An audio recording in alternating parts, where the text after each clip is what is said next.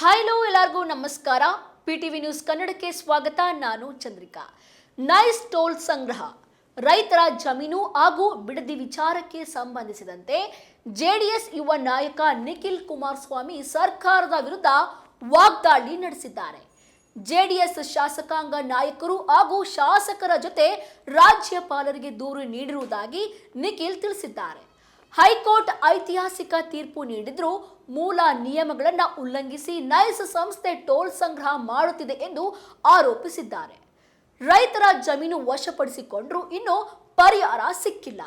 Court ಆದೇಶ ಸ್ಪಷ್ಟವಾಗಿದ್ರೂ ಸರ್ಕಾರ ಮೌನವಾಗಿದೆ. ಸರ್ಕಾರ ಜನರ ಪರವಾಗಿದೆಯೋ ನೈಸ್ ಸಂಸ್ಥೆಯ ಪರವಾಗಿದೆಯೋ ಎಂದು ಪ್ರಶ್ನಿಸಿದ್ದಾರೆ. ಇನ್ನು ಬಿಡದಿ ವಿಚಾರದಲ್ಲಿ ಮರ ಕಡಿಯಬಾರದು ಎಂಬ ಆದೇಶವಿದ್ರೂ 81 ಪಿಟಿಷನರ್ಗಳು ಸಹಿ ಹಾಕಿದ್ದಾರೆ. ಭೂ ಮಾಲೀಕತ್ವ ಹೊಂದಿರುವ ರೈತರು ಕೋರ್ಟ್ ಮೊರೆ ಹೋಗಿದ್ದಾರೆ. ಕೋರ್ಟ್ ಅನುಮತಿ ಇಲ್ಲದೆ ಒಂದು ಇಟ್ಟಿಗೆಯನ್ನ ಸರಿಸುವಂತಿಲ್ಲ ಎಂದು ಸೂಚಿಸಲಾಗಿದೆ. ಇದು ಈಗಲೇ ಜಯ ಎಂದು ಹೇಳಲು ಸಾಧ್ಯವಿಲ್ಲ. ಹಂತವಾಗಿ ನಡೆಯಬೇಕಾದ ಅನ್ಗೋಯಿಂಗ್ ಪ್ರಕ್ರಿಯೆ ಎಂದು ನಿಖಿಲ್ ಅವರು ಹೇಳಿದ್ದಾರೆ.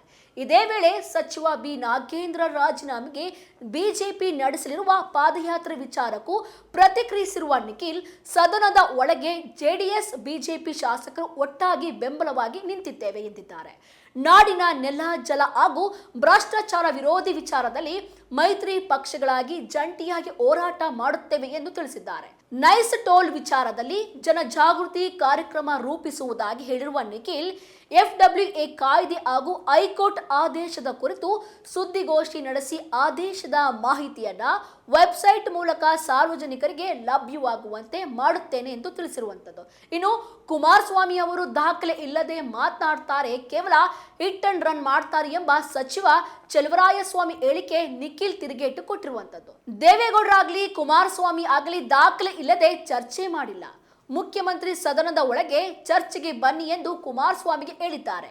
ರೈತರ ನಡುವೆ ಚರ್ಚೆ ನಡೆಸಲು ಬೈರಮಂಗಲಕ್ಕೆ ಬನ್ನಿ ಎಂದರೂ ಸಿಎಂ ಬಂದಿಲ್ಲ. ಹಾಗಾದ್ರೆ ಯಾರು ಹಿಟ್ ಅಂಡ್ ರನ್ ಮಾಡ್ತಾ ಇದ್ದಾರೆ ಎಂಬುದು ನೀವೇ ಹೇಳಿ ಎಂದು ನಿಖಿಲ್ ಕುಮಾರಸ್ವಾಮಿ ಅವರು ಪ್ರತಿಯೊಬ್ಬರು ಕೂಡ ಪ್ರಶ್ನೆ ಮಾಡಿರುವಂತದ್ದು.